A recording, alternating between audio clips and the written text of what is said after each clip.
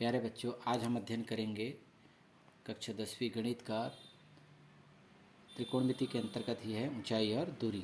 ऊंचाई और दूरी से 6 नंबर के प्रश्न अथवा में पूछे जाते हैं, है ना। यह प्रश्न जो है त्रिकोणमिति चैप्टर के साथ अथवा में प्रायः आते हैं। तो 6 नंबर का प्रश्न जानने से पहले आप पहले भी पढ़ चुके होंगे अवनमन कोण और उन्नयन कोण के बारे में। तो एक महत्वपूर्ण प्रश्न हम लेते हैं जो एग्जाम के लिए महत्वपूर्ण है। इस प्रश्न को पढ़ें, प्रश्न में ही सारी कहानी है। तेज हवा से टूटे एक पेड़, है ना, यानी आपको दी गई है, एक पेड़ दिया गया है जो तेज हवा से क्या हो जाता है, टूट जाता है और झुक करके कहाँ होता है, पेड़ के पात से 6 मीटर की दूरी पर जमीन को छूता है और यह हिस्सा जमीन से 60 अंश का कोण बनाता है। तो पेड़ की ऊंचाई ज्ञात कीजिए। चलिए इसको हम उदाहरण के माध्यम से समझने का हम प्रयास करते हैं। देखेंगे, मान लेते हैं कि हमारे पास एक कोई पेड़ है। चलिए मान लेते हैं ये ज़मीन है ए बी, है ना, ज़मीन पर ही पेड़ उगते हैं। तो मान लेते हैं हमारे पास पेड़ बी पर है, ऐसा एग्जाम्पल है। और पेड़ क्या हो जाता है, तेज हवा से टूट जाता है। पेड़ कहाँ से कहाँ तक है लंबाई, यहाँ से लेकर यहाँ तक की पेड़ की लंबाई है। लेकिन आंधी तूफान के कारण से पेड़ क्या हो जाता है, टूट कर गिर जाता है। तो यहाँ से मान लो जाए टूट गया, है ना, और टूट करके कहाँ गिर जाता है, ज़मीन को छूता है। देखिएगा ये इस तरह से रखेंगे और ये क्या है, ज़मीन। जब टूटता है तो इसका जो सिरा है वो ज़मीन को छूता है। तो ये कहता है कि इसकी जो दूरी है, जो छूता है, वो दूरी कितनी है, 6 मीटर। यानी कि पेड़ यहाँ पर लगा हुआ है और ज़मीन को जो टच करता है ना, टूटा हुआ हिस्सा, वो 6 मीटर की दूरी पर है। यानी बी से ए तक की दूरी है 6 मीटर। तो इसको हम लिख सकते हैं 6 मीटर। अब कहता है यह हिस्सा जमीन से 60 अंश का कोण बनाती है, यानी जमीन पर है और यहाँ पर कितने अंश का कोण बनाती है, 60 अंश। तो थीटा बराबर हम क्या मान लेते हैं, 60 अंश का कोण बनाती है। चूँकि आप ये जानते हैं पेड़ की लंबाई ये है वास्तविक रूप में, लेकिन टूट कर गिरने से इस स्थिति में आ जाती है। तो पेड़ की लंबाई आपको ज्ञात करनी है, यानी ऊंचाई ज्ञात करना है। तो यहाँ से यहाँ तक का हिस्सा और यहाँ से यहाँ तक का हिस्सा क्या है, पेड़ की ऊंचाई है।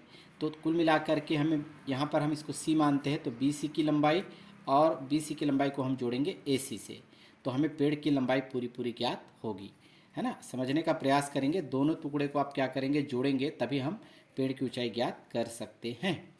तो इसको हम हटा देते हैं। चलिए समझने का प्रयास करेंगे। मान लेते हैं ये वाला आपका हिस्सा टूटा हुआ हिस्सा है ना, और यहाँ पर थीटा बराबर 60 है। यदि हम थीटा कोण के सामने वाली जो भुजा है, ये कि समकोण त्रिभुज के अंतर्गत बनेगा ये, तो सामने वाली भुजा को हम क्या मानेंगे, यहाँ पर लंब हमेशा। और सबसे बड़ी भुजा होती है वो क्या कहलाती है, कर्ण।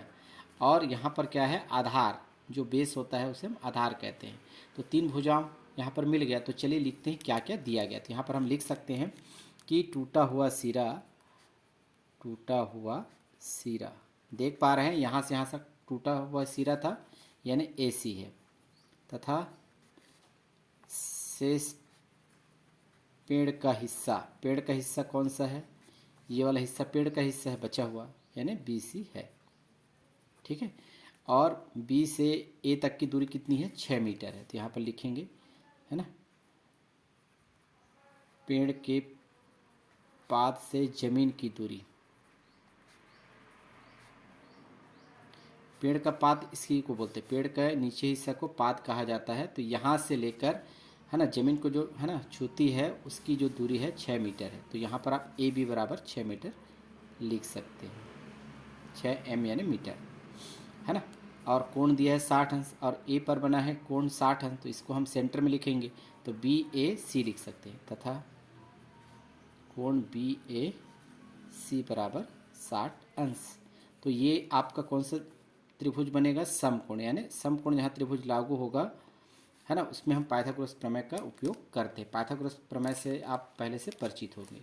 तो अब हम देखेंगे यहाँ पर कौन सा त्रिभुज है। यहाँ पर 90 अंश का कोण बना है, तो त्रिभुज ए बी सी, जहाँ पर बी कोण क्या है, 90 अंश है।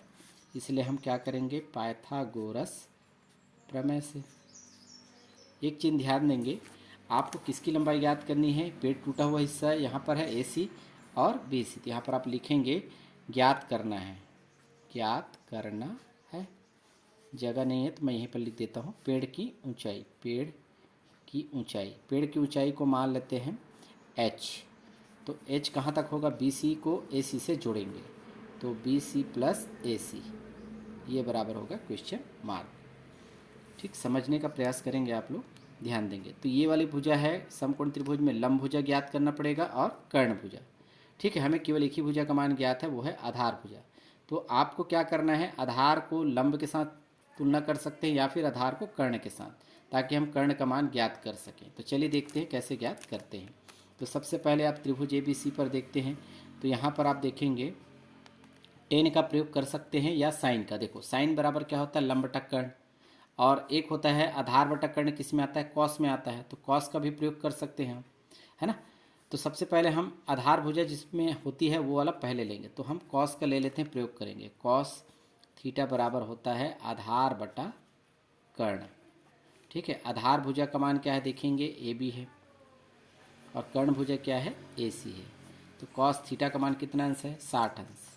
तो कॉस 60 डिग्री बराबर AB का मान हमें दिया गया है 6 मीटर, 6 मीटर बटा AC का मान AC ही रहेगा, AC का मान ज्ञात करना है। आगे हम देखते हैं, कंटिन्यू बराबर कॉस 60 अंश का मान कितना होता है, 1/2 बराबर 6 बटा AC का गुना 1 से करेंगे तो AC होगा, बराबर 6 का गुना 2 से करेंगे तो 6 गुना 2 12, और मीटर में दी गई है। तो AC की लंबाई हमें प्राप्त हो गई, है ना। पेड़ की ऊंचाई ज्ञात करने के लिए AC और BC का मान ज्ञात करना है, तो AC का मान हमें प्राप्त हो गया। तो समीकरण पहला। इसी प्रकार से हम क्या करेंगे, हमें ज्ञात करना है AC की लंबाई, चाहे तो आप लिख सकते हैं AC की लंबाई यहाँ पर 12 मीटर आ गई है। अब आपको लंब भुजा का मान ज्ञात करना है। तो लंब का आधार से तुलना कर सकते हो या लंब का कर्ण से।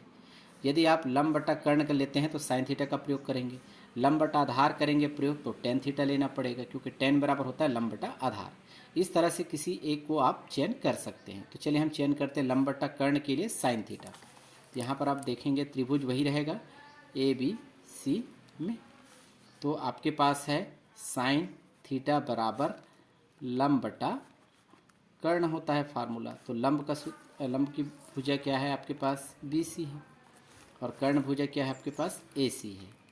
साइन थीटा की जगह रखेंगे 60 अंश का कोण बनाती है, और BC का मान हमारे पास ज्ञात करना है तो BC रहेगा। AC का मान आ चुका है, कितना है 12, तो 12 लिखे। साइन 60 अंश का मान होता है वर्गमूल 3/2 बराबर BC बट्टा 12। BC का गुना 2 से करेंगे तो 2BC होगा, बराबर 12 का वर्गमूल 3 से गुना करेंगे तो 12 वर्गमूल 3 ही रहेगा। चूँकि BC का मान ज्ञात करना है तो 2 का पक्षांतर करना पड़ेगा। तो BC बराबर 12 वर्गमूल 3/2, 2 से 12 कट जाएंगे, 2 एकम 2, 2 छक्के 12। इस तरह से BC बराबर आ जाएगा 6 वर्गमूल 3 मीटर, मीटर में दी गई है ना। अंतिम को यहाँ पर हम ज्ञात करेंगे, अतः पेड़ की ऊंचाई, अतः पेड़ की ऊंचाई। तो पेड़ की ऊंचाई हमें क्या माना है, H माना है, और H के बराबर हमने क्या माना है, BC में जोड़ेंगे AC को। तो चूँकि BC का मान हमारे पास आ चुका है, BC का मान हम देख पा रहे हैं यहाँ पर है 6 वर्गमूल 3, यहाँ पर लिखेंगे 6 वर्गमूल 3 मीटर, और AC का मान हमारे पास है 12 मीटर, तो यहाँ पर लिखेंगे 12। ठीक है, 12 बस लिख लेते हैं। अब देखें H के बराबर यहाँ पर 6 है, और यहाँ पर 12 को 6 गुना 2 भी लिख सकते हैं, ऐसे 6 वर्गमूल 3 धन 6 गुना 2। तो स्पष्ट है 6 और 6 उभयनिष्ठ के रूप में बाहर निकाल सकते हैं। 6 बाहर निकलेगा तो क्या बचेगा, वर्गमूल 3 धन, ये बाहर निकाल चुके हैं तो बचेगा 2। यही आप मीटर में लिखेंगे। तो अतः पेड़ की ऊंचाई बता सकते हैं। अतः पेड़ की ऊंचाई होगी H, है ना, ऊंचाई होगी 6 कोष्टक में वर्गमूल 3 धन 2 मीटर। ये आपका आंसर होगा। इस तरह से हम इसे बना सकते हैं।